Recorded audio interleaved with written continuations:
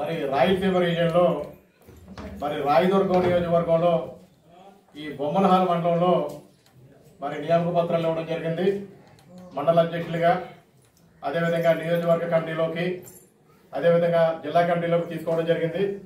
మరి ముఖ్యంగా ఈ బీసీ సామాజిక వర్గాల్లో ఇక్కడ ఎక్కువగా పింజరి కులస్తులు, అదేవిధంగా రజిక, అదేవిధంగా దూదేకుల, ఇలా అన్ని రకాల కులాలని కూడా మరి యొక్క కమిటీలో తీసుకోవడం జరిగింది.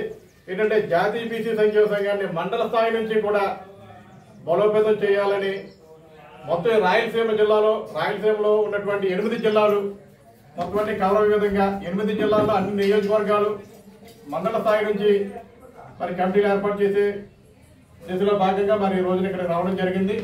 మరి గ్రామ పెద్దలందరూ కూడా వచ్చారు. మరి అందరి సమక్షంలో కూడా మరి జాతీయ బీసీ సంక్షేమ సంఘం తరఫున నియామకాలు చేసి వారికి ఒకటే చెప్తా ఉన్నాం, మన బీసీలకు చట్టసభల్లో 50% రాజకీయ రిజర్వేషన్ల గురించి, అదేవిధంగా మనకి కేంద్రంలో బీసీ మంత్రిత్వ శాఖ మరి మొన్ననే మరి 4 దశాబ్దాలుగా చేస్తున్న పోరాటాలకి ఫలితంగా మరి కేంద్ర ప్రభుత్వం ప్రధాని మోడీ గారు దాన్ని గ్రహించి ఇది న్యాయబద్ధమైన సమంజసమైనటువంటి డిమాండ్ అని ఈ జనగణనతో పాటు సమగ్ర కులగణన చేసేందుకు ఒప్పుకోవడం జరిగింది. దీన్ని మేము స్వాగతిస్తా ఉన్నాం.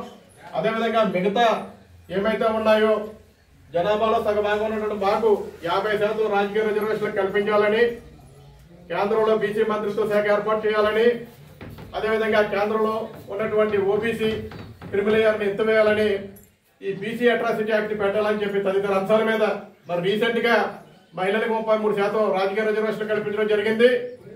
మరి అందులో కూడా బీసీ మహిళలకు 50% ఇవ్వాలనేటటువంటి డిమాండ్ కూడా ఉంది. మరి అదేవిధంగా మరి ఈ సమస్యలన్నింటి మీద కూడా వీళ్ళంతా కూడా పోరాటం చేయాలని, బీసీల హక్కుల కోసం, బీసీల సమస్యల మీద పోరాటం చేయాలని చెప్పి వారికి దిశానిర్దేశం చేస్తూ ఈ రోజున కార్యక్రమం ఏర్పాటు చేయడం జరిగింది.